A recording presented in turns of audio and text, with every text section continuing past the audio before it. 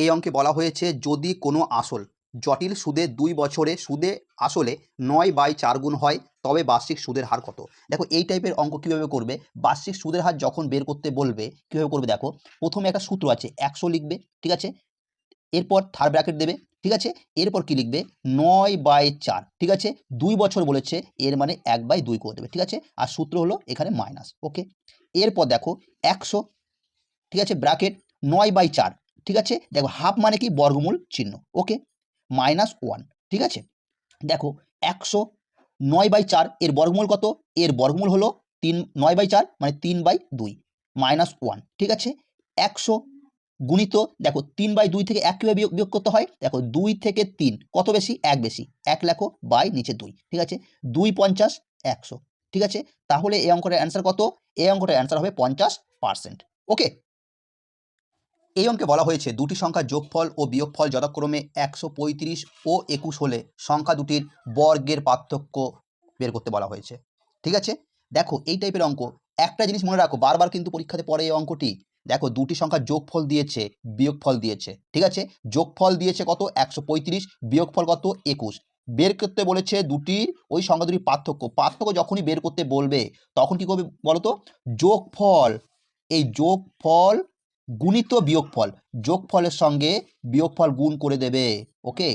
যোগফল গুণিত বিয়োগফল, যোগফল কত, যোগফল 135, বিয়োগফল কত 21, গুণ করো, গুণ করে কত হয় 2835, ওকে, তাহলে এই অঙ্কের অ্যান্সার 2835, ঠিক আছে। এই অঙ্কে বলা হয়েছে দুটি সংখ্যার অনুপাত 3:4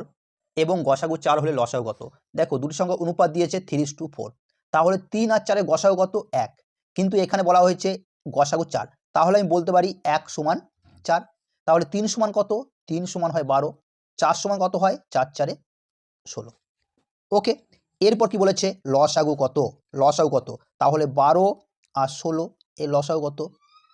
4 3 12, 4 4 16, আর যায় না, 4 3 12, 4 12 48, তাহলে এই অঙ্কটার অ্যান্সার 48। ওকে, এই অঙ্কটি পরীক্ষায় বারবার আসে। এই অঙ্কে বলা হয়েছে একটি ব্যাগে 10 টাকা এবং 5 টাকা কয়েন নিয়ে মোট 625 টাকা আছে, মোট 80টি কয়েন রয়েছে, তাহলে কতগুলি 10 টাকার কয়েন উপস্থিত। দেখো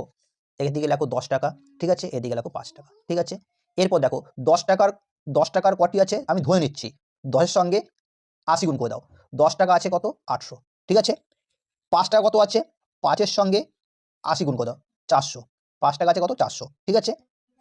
আর মোট কত আছে 625, মোট 625 এখানে বসাও, অ্যালিগেশন মেথড করো, এর সাথে এটা বিয়োগ করলে কত থাকে 175, 625 থেকে 400 বাদ দিলে কত থাকে 225, ঠিক আছে, কাটাটি করো, 5 4 20, 5 5 25,